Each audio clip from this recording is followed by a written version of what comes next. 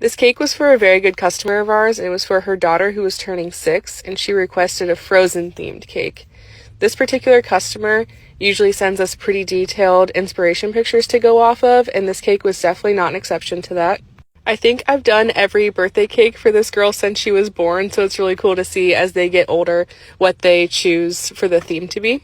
This cake definitely had its challenges and some technical things that I had to figure out how to do, so I started this video halfway through once I had the cake stacked and iced and the ramps figured out and everything. So if you guys want a part 2 on how I did the first part of it, I could definitely do that. When I started icing this cake, my first goal was to make it look like eternal winter. So I started with the blue paint around the side, and for that I just used gel food coloring mixed with some whitener and then blended that out to make it look like a watercolor effect.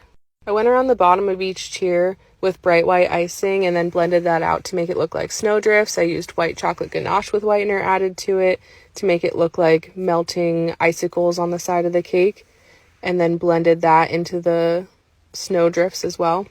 And at this point it looks like we're ready to build a snowman. It looks like a frozen wonderland in the making. So I got the cake ready to put the Frozen figurines on it.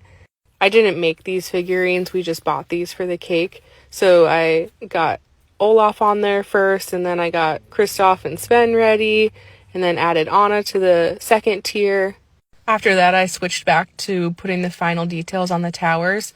And I've actually never made fondant towers before for a cake, so this was definitely part of the challenge of figuring out how to do it, but I think they turned out really well, and I can definitely go into more detail on how I did those if you guys are interested in that. I used royal icing to glue the bottom of the tower to the roof of the tower, so since I had that made already, I used some of that to add some snow to the roof, and I think it definitely made them look a lot more finished off than they did before. To attach the towers to the cake, I hot glued a wooden dowel into the side of it so that would anchor it down into the cake, and then I added some more royal icing along the base so that it would glue it down onto the top of the cake. These towers were covered in fondant, but they weren't actually edible, so I wasn't worried about hot gluing the dowel to it since I knew they weren't going to be eaten.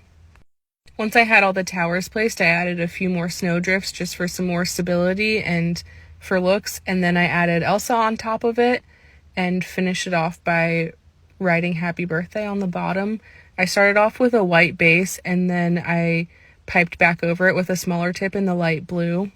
To finish it off, I airbrushed the entire cake with a silver shimmer just to give it the sparkly snow look, and then I almost forgot to add the snowflakes, but I added those quick at the end, and I just think it really finished it off, and they just look so cute on there. So let me know if you guys want a part 2 on how I assembled and stacked this cake.